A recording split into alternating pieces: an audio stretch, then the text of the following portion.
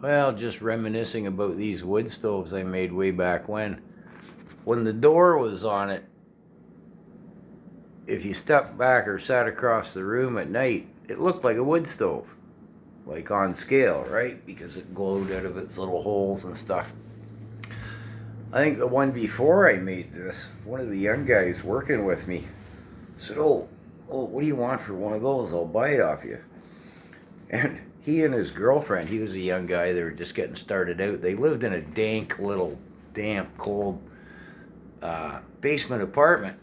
Believe it or not, he said he took the shower curtain rod, aluminum, and ran it out the window, and they were putting wood in it. What's it made out of? I think 16 gauge steel. So it's quite, I don't want to touch it because it's hot, but it's quite heavy and solid, you know what I mean? And I was like, really? He was like, oh yeah, it heats up the whole apartment. It's great. My girlfriend loves it. We're not damp and cold. I don't know what it would weigh, I don't think 5 pounds, but close to it. But you're not going to tip it over, right? And another buddy of mine once had a girlfriend.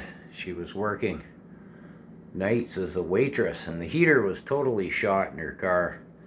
And she was driving home with a coffee cup, trying to clear the windshield off. And I was like, oh, here, take one of these, put it on a plate in your passenger seat, come out a half an hour before you go to work and just return from work, light a couple of candles. She was really dubious. She was looking at us like, you crazy rednecks? And we were like, you're driving home with a coffee cup.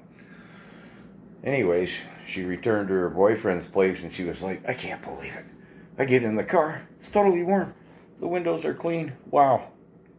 Of course, you don't have to build a little contraption like this. My point is, a little steel vessel you could find, an old lunchbox or a toolbox or something.